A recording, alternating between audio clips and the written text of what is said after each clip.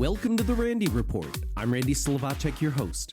I'm also the writer and editor of therandyreport.com, where you can find me every single day on the internet reporting on the daily news cycle in terms of politics, pop culture, and entertainment news of interest to the LGBTQ community and its allies.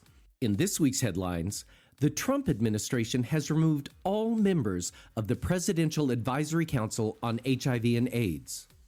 The Prime Minister of the United Kingdom has reportedly been told to repeal hate speech laws that protect LGBTQ people in order to get a trade deal with the Trump administration.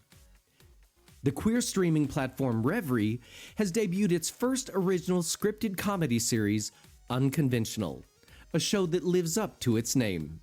All that and more in this episode of The Randy Report.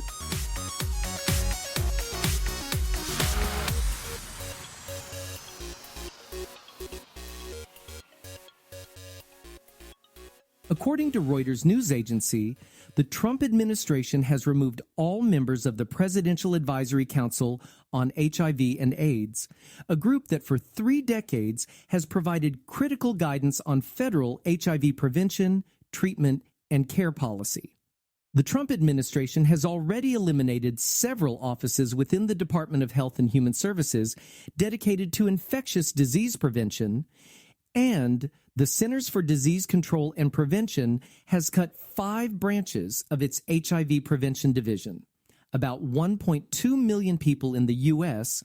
are living with HIV, and roughly 13% of them don't know their status, according to the website hiv.gov. In 2022 alone, an estimated 31,800 people in the U.S. acquired HIV. This represents quite a reversal from the Biden administration, which had significantly expanded the federal government's HIV response. In 2024, the White House highlighted a 12% decrease in new HIV infections nationwide from 2018 to 2022, driven in part by a 30% decrease among people ages 13 to 24. Federal efforts also led to a 16% decline in new infections in the South during the same period, a region long hit hardest by the epidemic. The Biden administration also proposed a $9.8 billion national PrEP program to expand access to HIV prevention medications for uninsured and underinsured individuals. Now, HIV advocates fear that progress could stall or reverse.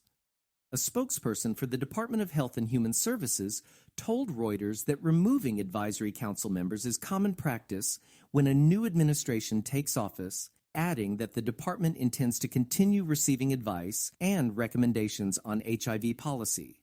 The shakeup comes as the Trump administration is also reportedly preparing to eliminate all federal funding for domestic HIV prevention programs. The plan would eliminate the CDC's HIV prevention division entirely and halt federally funded prevention efforts across the country. Experts say doing so would reverse decades of progress and leave uninsured and marginalized communities without access to testing, PrEP, and life-saving care.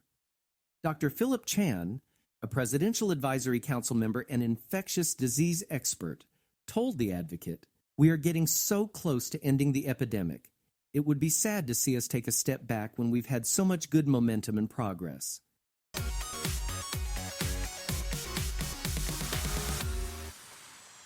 Sources close to Vice President J.D. Vance say UK Prime Minister Keir Starmer will need to repeal hate speech laws that protect LGBTQ people in order to get a trade deal with the Trump administration, according to reports by The Independent.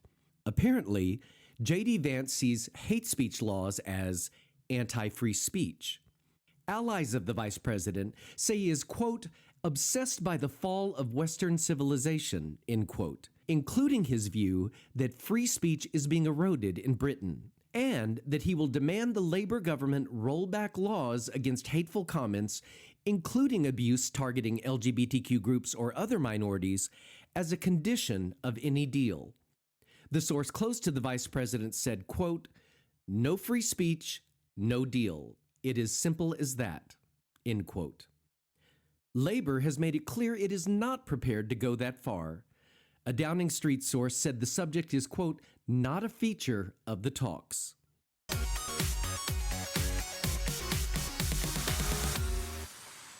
Also in the UK, police believe an organized criminal gang has posted a series of dating profiles on the gay dating app Grindr, hoping to lure in victims who are then tricked into inviting the burglars into their own home for a date.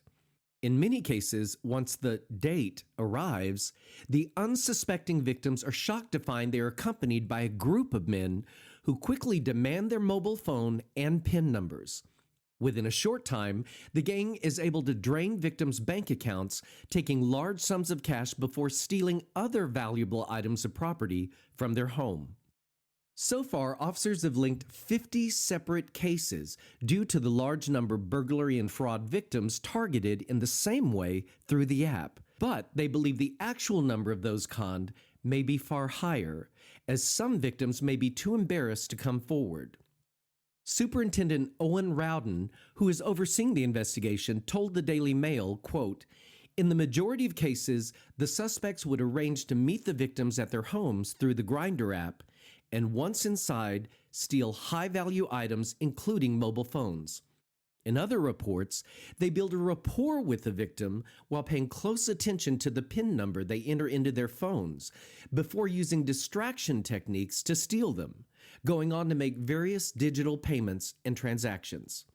Detectives have now issued an urgent warning about the Grindr gang and are appealing for any potential victims to contact them. The investigation has yielded 3 arrests so far.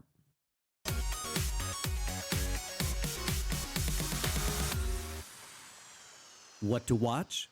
The gay streaming platform Revry recently debuted its first full-length original scripted comedy series, Unconventional, a show that perfectly lives up to its name. Unconventional takes an unfiltered approach to exploring the messy, vulnerable aspects of life while offering a diverse portrayal of varying queer experiences. Along the way, the series delves into mental health struggles, addiction, and the complexities of relationships and identity. Created by Kit Williamson, who brought us the dark comedy series Eastsiders, Unconventional follows 2 queer siblings whose lives are anything but conventional. Williamson himself stars as Noah, a struggling grad student in a 9-year interracial relationship with his husband Dan. The couple, recently married, navigates the complexities of life in Palm Springs while juggling the prospect of expanding their family with a baby. Things take a twist when they decide to bring a third person into their relationship, Adam, a go-go dancer whose charisma only adds to the complications of their already messy dynamic. Meanwhile, Noah's sister, Margot, and her wife, Eliza, deal with their own turbulent relationship while trying to conceive. During a premiere party in Los Angeles, Williamson reflected on the differences between his previous series Eastsiders and Unconventional, telling attendees, quote, Eastsiders is, in many ways, a show about being a gay mess in your 20s, and this is a show about being a gay mess in your 30s. The problems and challenges you face at this stage of life, when the traditional or conventional roads laid out by society don't apply, are a big part of what Unconventional explores. As queer people, we're used to charting our own course, and that's really the spirit of the show. With multi-layered characters and daring themes, whether navigating messy relationships or exploring mental health, the series offers viewers storylines that feel raw and relatable. All 9 half-hour episodes of Unconventional are available now for free on the queer streaming platform Revry.